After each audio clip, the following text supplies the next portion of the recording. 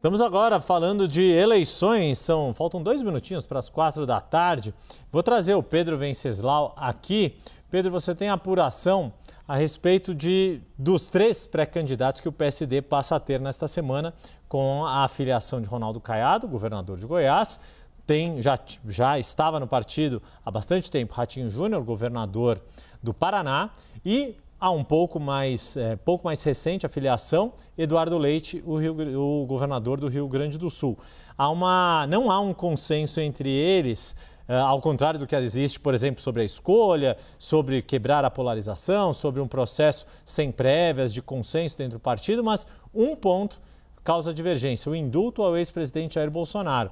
Você perguntou para Ratinho Júnior em entrevista aqui no 360 qual era a posição dele. Ele disse que era a favor do indulto e via não só Jair Bolsonaro, como a todos os condenados, como uma forma de pacificação do país. E o que mais que você nos conta? Qual é o foco da divergência? Exatamente. Essa declaração do Ratinho Júnior aqui na nossa entrevista no 360 causou uma enorme repercussão.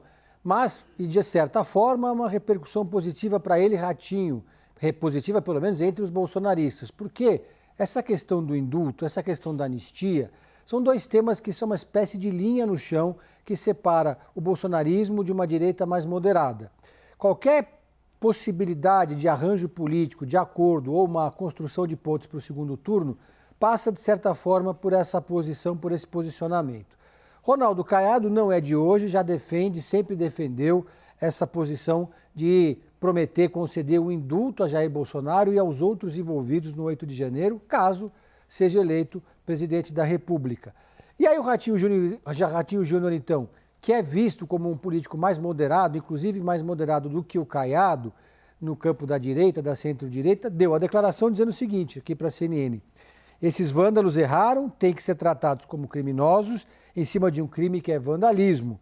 Mas, se for para pacificar o país, é necessário fazer isso. Eu estava se referindo ao indulto.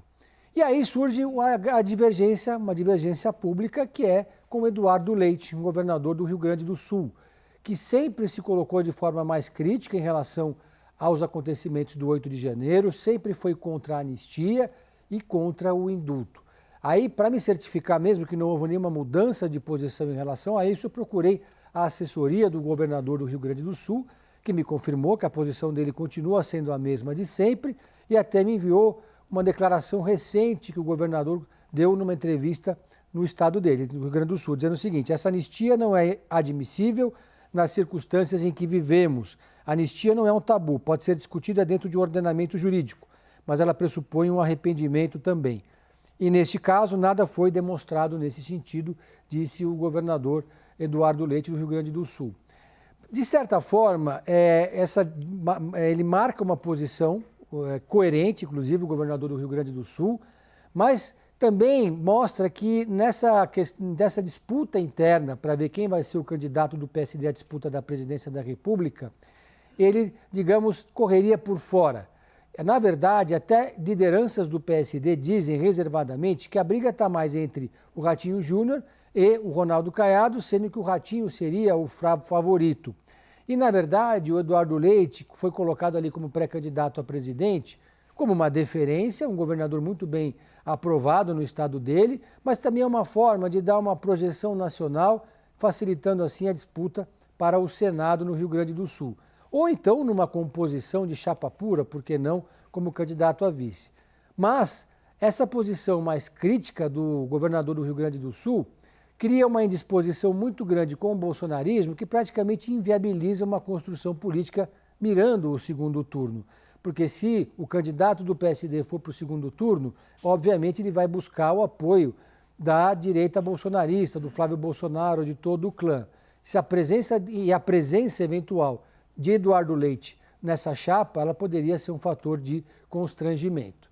Então, é um movimento importante também feito pelo Ratinho para sinalizar uma espécie de pacto de não agressão nesse primeiro turno. Pacto de não agressão que vai ser importantíssimo para que esse campo político não abra uma disputa fratricida que comprometa a possibilidade de uma aliança no segundo turno. Porque todos eles agora, no campo do PSD, têm o mesmo discurso, que é repetir aqui no Brasil o modelo chileno. Porque no Chile toda a direita saiu fragmentada no primeiro turno, a candidata governista, apoiada pelo Boric, venceu, mas no segundo turno o candidato da direita venceu com uma larga vantagem, com 58% dos votos, porque conseguiram preservar o mínimo de relação política nesse primeiro turno.